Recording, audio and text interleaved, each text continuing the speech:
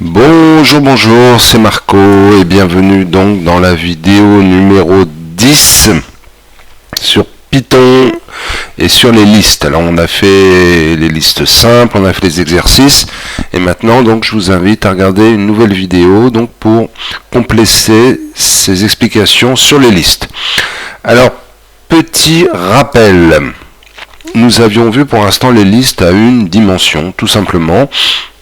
Donc vous vous rappelez, il y a des index, le premier élément à l'index 0, puis 1, puis 2, puis 3, puis 4. Je vous ai mis là donc une liste toute simple avec des animaux, c'est mon petit côté fermier, donc vache, cochon, poule, cheval et chèvre. Donc je vous rappelle que pour créer une liste en Python, eh bien simplement il faut lui donner un nom qui respecte donc les règles de nommage Python, et ensuite on la met entre crochets, vous voyez les crochets là, et les crochets ici. Et on sépare chaque élément par une virgule, donc vache, virgule, cochon, poule, virgule, cheval, chèvre. Je vous rappelle que les caractères, vous pouvez les mettre entre guillemets simples ou guillemets doubles, comme vous voulez. On peut accéder donc à chaque élément de la liste en donnant le nom de la liste et entre crochets son numéro d'index. D'accord ? Si par exemple, je demande à Python d'afficher dans la liste animaux l'index 1, eh bien il va m'afficher cochon, puisque donc l'index 0 c'est vache et l'index 1 c'est bien cochon. Et puis je vous rappelle qu'on avait vu qu'on pouvait parcourir une liste, faire un système itératif comme on dit, donc soit en demandant à Python de parcourir la liste, donc on fait une boucle for, donc for élément, ça c'est un nom de variable, in animaux, dans la liste, donc pour chaque élément de la liste animaux, et bien je demande d'afficher l'élément, donc on voit vache, cochon, poule, cheval, chèvre. On peut aussi le faire en utilisant des indices, avec une boucle range, et donc dans ce cas-là, on va dire for i, on va faire varier notre indice i, in range de 0 à longueur d'animaux, donc longueur d'animaux, je vous rappelle, c'est 0, c'est 1, 0, 1, 2, 3, 4, donc il y a 5 éléments, donc ça va bien nous en afficher 5, donc de 0 à 4, donc 0, 1, 2, 3 et 4. Donc vache, cochon, poule, cheval et chèvre. Donc ça c'est un petit rappel des épisodes précédents. Alors évidemment, on peut vouloir avoir plus d'informations que simplement un élément. D'accord ? On peut vouloir par exemple avoir pour chaque élément de notre liste une autre information, par exemple le nombre d'animaux que nous possédons dans notre ferme. D'accord ? Donc voilà, j'ai 10 vaches, j'ai 2 cochons, j'ai 30 poules, j'ai 3 chevaux et j'ai par exemple 17 chèvres. D'accord ? Voilà, je suis un fermier heureux. Alors comment est-ce qu'on va gérer ça en Python ? Ça vous rappelle évidemment les tableaux que nous avions fait avec les tableurs, notamment avec Google Sheets ou Excel. On a fait des tableaux très exactement comme ça. Bien en fait, vous voyez, on rajoute donc un élément, là c'est la quantité, et on va donc créer une liste de la même manière, mais chaque ligne va être elle-même une liste. Je vous avais dit que les éléments d'une liste pouvaient être n'importe quel élément Python, mais on peut avoir une liste en fait qui est un élément d'une autre liste. Donc vous voyez là par exemple ma première liste, elle contient le mot vache et la virgule, la quantité 10. Deuxième liste, cochon 2. Poule 30, cheval 3, chèvre 17. Vous voyez donc que j'ai une liste, deux listes. Que chaque élément là, de ma ligne, chaque ligne de mon tableau, eh bien en fait, elle-même correspond à une liste. D'accord ? Alors, comment on peut y accéder ? Eh bien simplement, par exemple, si je demande d'afficher l'élément 1 de ma liste, donc vous voyez l'élément 1 de ma liste, c'est cette chose-là, c'est une liste qui contient d'un côté le mot cochon et un deuxième élément qui est la quantité qui est 2. Vous voyez ? Donc si je fais print animaux de 1, je veux bien me renvoyer cochon, virgule 2. Si par contre je veux simplement accéder à l'élément ici cochon, je vais dire dans animaux, je veux l'élément, la ligne 1, donc c'est le 1 qui est là, d'accord ? Et l'élément 0 de cette ligne 1, c'est-à-dire cochon, d'accord ? Puisque là on s'intéresse à la ligne, à la liste 1, donc c'est celle-là, cochon 2, et le premier élément, enfin l'élément 0, c'est bien cochon. Et donc si je demande d'afficher dans la ligne 1 l'élément 1, ça me renverra bien 2, puisque donc là c'est l'élément 0, et là c'est l'élément 1 donc de l'élément 1 de la liste générale animaux. Donc vous voyez, il faut bien comprendre, donc il y a cette imbrication de listes à l'intérieur d'une autre liste. Donc ça c'est un peu nouveau pour vous, et donc il va falloir vous habituer, donc quand on va vouloir traiter des tableaux à plusieurs dimensions, donc là on a fait 2, on peut imaginer maintenant facilement qu'on peut en faire 3, hein, le prix par exemple, je sais pas quoi, on peut imaginer des tas d'autres éléments, des tas d'autres colonnes en fait. Donc en général, on considère que l'élément général sont en ligne et les éléments suivants sont en colonne. D'accord? Donc chaque élément de la liste peut être identifié par son index. Et dans ce cas-là, l'index 1, ça renvoie une liste, l'index 2, ça renvoie une autre liste, l'index 3, une autre liste. Et chaque élément de la liste peut être renvoyé par l'index qu'il a dans la liste principale et ensuite, entre crochets, l'index dans la liste dans la liste secondaire. D'accord? Donc, animaux de 1, 1, c'est bien cochon. D'accord?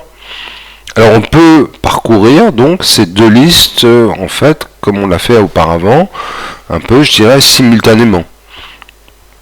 D'accord? Si par exemple, je veux parcourir tous les éléments de ce tableau, je vais dire for éléments animaux, donc je vais prendre chaque élément de ma liste animaux, et je vais demander d'afficher élément 0, c'est-à-dire le premier, et ensuite élément 1, c'est-à-dire le deuxième. Donc ça va bien m'afficher vache 10, puis cochon 2, poule 30, cheval 3, chèvre 17. D'accord? On va bien donc pouvoir parcourir sur 2 dimensions notre tableau. On pourrait aussi le faire avec, comme on a fait tout à l'heure, avec un range. D'accord? On dirait pour i une range de 0 longueur d'animaux, donc combien il y a d'animaux? Eh bien, il y en a 5, numérotés de 0 à 4. Eh bien, je veux voir afficher donc animaux de i. D'accord? Alors, comment on va mettre ça en place? Bien, je vous propose qu'on reprenne notre programme sur justement de gestion de liste pour pouvoir justement l'enrichir. Donc on va garder les mêmes possibilités de choix, c'est-à-dire on va pouvoir lister les éléments, on va pouvoir en ajouter, à condition qu'ils n'existent pas, on va pouvoir chercher si un élément existe et nous donner son index, supprimer un élément s'il existe, modifier un élément, alors là on va simplement pouvoir modifier les quantités ou quitter le programme. Alors on va voir tout de suite ce que ça donne pour pouvoir se mettre au travail. Alors donc nous revoilà dans Tony. Donc le programme est pratiquement le même. Vous pourrez donc télécharger l'entête, c'est vidéo liste de listes sur les animaux. Et donc l'idée, c'est toujours pareil, c'est de gérer notre ferme. Alors cette fois-ci, on a créé une liste. Je montre ça rapidement. Mais cette fois-ci, on va rentrer donc pour chaque animal la quantité dont on dispose. Donc ça, on va avoir des listes de listes. Alors quand on lance notre programme, qu'est-ce que ça fait? Ça nous propose toujours le même menu, lister les animaux, ajouter un animal, chercher un animal, supprimer un animal ou modifier la quantité. Là, j'ai juste fait modifier la quantité, pas modifier l'animal, ou quitter. Alors, on va voir ce que ça donne. Je fais le choix numéro 1. Bien, vous voyez, ça me dit index 0, animal vache, quantité 10. Animal cochon, quantité 2, animal poule, quantité 30, etc. Donc j'ai mis non seulement les animaux qui sont listés, mais la quantité que j'ai dans ma ferme. Est-ce que je peux ajouter un animal? 2. Quel animal? Je vais ajouter par exemple le lapin. J'ai par exemple, on va mettre, je sais pas quoi, 29 lapins. Voilà. Donc je liste de nouveau mes animaux et je m'aperçois qu'effectivement, après la vache, cochon, poule, cheval, chèvre, j'ai bien ajouté l'animal lapin et qu'il y en a bien 29. Donc ça a fonctionné. Est-ce que je peux chercher un animal? Oui. Par exemple, je peux chercher, je sais pas, le cheval. D'accord, et ça me répond bien. L'animal cheval est bien dans notre liste, il a le numéro 3 et ça me donne la quantité, il y a 3 chevaux. D'accord, si je relance mon programme de listing, eh bien, je vois bien qu'effectivement, il y a bien 3 chevaux. Supprimer un animal, 4. Je vais supprimer. Quel animal est-ce que je veux supprimer? Je veux supprimer par exemple la chèvre. L'animal chèvre est dans la liste, c'est un numéro 4. Il y en avait 17, il a été supprimé. Voilà, donc j'ai supprimé les chèvres. Je reliste et vous voyez donc que la chèvre n'est plus dans les animaux disponibles dans ma ferme. Ensuite, modifier la quantité d'un animal. Donc c'est le choix numéro 5, je tape 5. Quel animal voulez-vous modifier? Alors il y a des contrôles, hein. Si par exemple je veux modifier le lion, on me dit que voilà, le lion n'est pas dans notre liste, hein, on vérifie toujours ça. Donc je veux modifier par exemple la chèvre. Voilà. Alors la chèvre n'est plus dans la liste parce qu'on l'a modifiée. Alors qu'est-ce qu'on a dans la liste? On a par exemple la poule. Alors je vais modifier la poule. On me dit la poule est bien dans notre liste. Il y en a 30. Nouvelle quantité, j'ai perdu 10 poules. Il ne me reste plus que 20. Je valide. Et ensuite, quand je liste mes animaux, je vois bien qu'effectivement, maintenant, j'ai plus que 20 poules. Voilà le petit, et toujours pareil, quitter, qui vous permet de quitter. Donc voilà le petit programme à faire en Python. Je vous repartez du programme précédent, vous le sauvez sous un autre nom, et vous essayez donc d'introduire cette nouvelle dimension, c'est-à-dire que non seulement on peut gérer des listes d'animaux, mais pour chaque animal, on peut aussi gérer la quantité dont nous disposons. Donc voilà, c'est un bon exercice à faire, et on regardera ça ensemble en cours. Alors maintenant, on va passer à un deuxième exercice. Et donc, ce deuxième exercice, c'est l'application donc des listes aux réseaux sociaux. Donc ça, c'est ce qu'on avait vu en cours au deuxième trimestre sur les réseaux sociaux. Donc je vous rappelle qu'un réseau social, c'est une liste d'individus. Donc là, vous voyez, il y en a 14. Hein. On a vu ça, c'était dans votre manuel Bordas, page 46. Et donc, chaque individu se caractérise par des liens qu'il a avec d'autres individus. Vous vous rappelez, on avait fait ça en cours, juste pour vous rafraîchir la mémoire. Et on avait vu qu'à partir de ce tableau, on pouvait construire un tableau. Hein, on a en ligne tous les individus, en colonne tous les individus du réseau. Et donc, ce tableau sera construit avec des 0 et des 1. 0 signifiant que les personnes n'ont pas de relation entre eux, et 1 signifiant qu'ils ont une relation entre eux. Par exemple, là, la personne 1, vous voyez le 1 qui est là, est en relation avec la personne 4, et ami avec la personne 4, et ami avec la personne 12. Et ce tableau, je vous rappelle, est un tableau donc, qui est partagé par une diagonale, hein, qui est la diagonale des 0, puisque les gens ne sont pas amis avec eux-mêmes. Et donc ce tableau, il a un nom, hein, ça s'appelle la matrice d'adjacence. Alors, on va essayer de reprendre ça sur un nouvel exemple. Alors, cet exemple, je l'ai pris, je vous mettrai les sources, hein, dans un site qui s'appelle Moussata GitHub, IO, SNT, réseaux sociaux B, bref. Et donc, on vous donne à construire un réseau social. Alors, vous pouvez le faire à la main, je vous conseille même de le faire d'abord à la main. Il y a donc, vous voyez, il y a 7 personnes. Donc, gardez bien les numéros que je vous ai mis là. Cléo, Mathias, Stella, Carla, Léopold, Léane, Charles et Maxime. Et on vous donne toutes les relations donc d'amitié des uns avec les autres. Voilà, donc vous pouvez faire un joli dessin, hein, avec tous les 7 membres de votre réseau, et vous allez pouvoir commencer à construire votre réseau social graphiquement. Alors par exemple, Cléo est amie avec Mathias, et bien paf, vous pouvez donc tirer un trait entre Cléo et Mathias. Cléo est amie avec Stella, et bien bam, vous pouvez créer un lien entre Cléo et Stella. Cléo est amie avec Carla, hop, je tire un trait entre Cléo et Carla, etc. Je ne vais pas tous vous les faire, mais vous pouvez le faire à la main. Alors, vous pouvez même utiliser un autre site qui va vous aider à faire ça. Alors, on va regarder ça tout de suite ensemble. Alors, ce site, ça s'appelle GraphOnline. L'adresse, c'est graphoneline.ru/fr. Et avec ce site, vous pouvez créer donc des graphes, comme on a vu. Et vous pouvez, par exemple, faire ce qu'on vient de faire, lier des sommets. Par exemple, si je dis que Cléo est amie avec Mathias, vous voyez, je peux faire un lien entre les deux. Donc je ne vais pas le faire. Je vous laisse jouer avec ce grapheur. Et l'intérêt, c'est que vous avez là, c'est que vous pouvez voir justement, par exemple, la matrice d'adjacence, c'est-à-dire les zéros. Pour l'instant, tout le monde est à 0, parce que personne n'a de relation avec personne, mais ça vous permettra donc de vérifier si votre matrice est bonne. Alors, revenons dans notre exemple et voyons ce qu'on peut essayer de faire. Eh bien, à partir de cet exemple-là, ce que je vous demande de faire, c'est, dans un premier temps, donc d'aller, à partir de ces relations d'amitié, de créer cette matrice d'adjacence. D'accord? Donc, je vous rappelle, vous avez les numéros là, de Cléo à Maxime, de 0 à 7, en ligne et en colonne.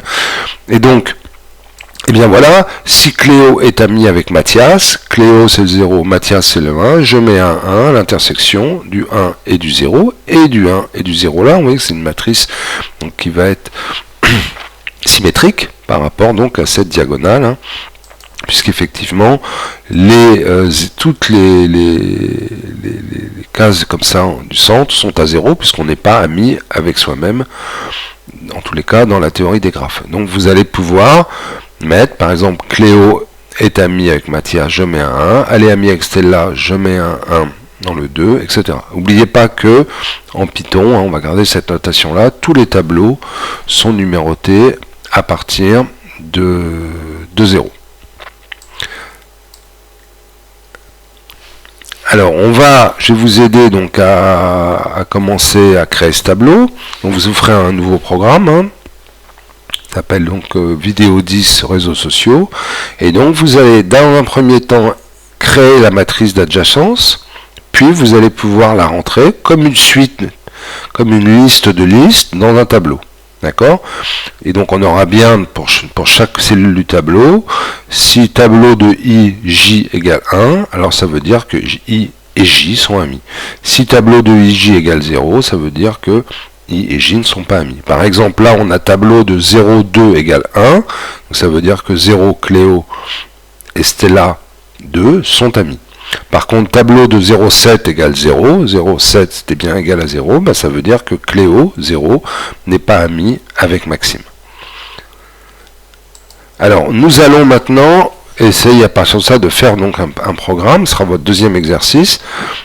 Qui doit faire quoi? D'abord, qui doit créer cette liste de listes, et ensuite qui doit donner un certain nombre de résultats à celui qui utilise le programme. Alors, premier résultat, je ne l'ai pas mis là, vous pouvez le faire, c'est déjà d'essayer d'afficher la matrice d'adjacence dans le programme. Ce serait déjà pas mal. Ensuite, de compter combien il y a de liens d'amitié dans toute cette matrice. Et puis ensuite, de lister pour chacun tous ses amis.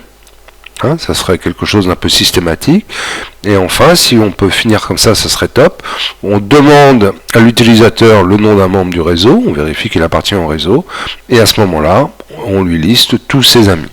Alors, on va regarder ce que ça donne tout de suite dans Tony.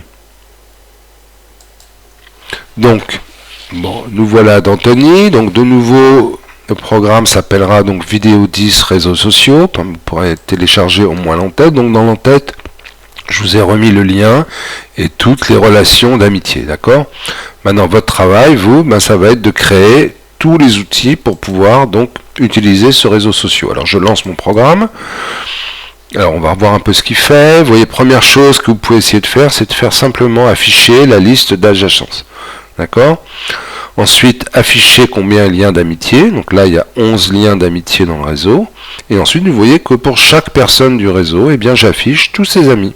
Cléo est amie avec Mathias, Stella, Carla, etc. Vous voyez, pour tous les membres de mon réseau, systématiquement, j'affiche tous ses amis. Et après, je peux demander à l'utilisateur s'il veut plus d'informations. Par exemple, quel membre du réseau? Je demande Maxime. Je tape Maxime. Eh bien, on me met que Maxime a 2 amis. Maxime est ami avec Mathias et Maxime est ami avec Léopold. Si je peux faire un petit contrôle, hein, si je tape une chaîne, on me dit que TI n'est pas membre du réseau. Il faut que ce soit évidemment quelqu'un qui apparaît dans le réseau. On peut réessayer. Charles, par exemple. Hein, eh bien, Charles est ami avec Léane. Charles a donc un seul ami. Et donc, si j'appuie sur la touche Q, je quitte le programme. Donc, voilà ce que je vous demande de faire pour cette vidéo. Donc, ce sont des exercices sur les listes de listes. Je vous souhaite un très bon courage et je vous dis à bientôt.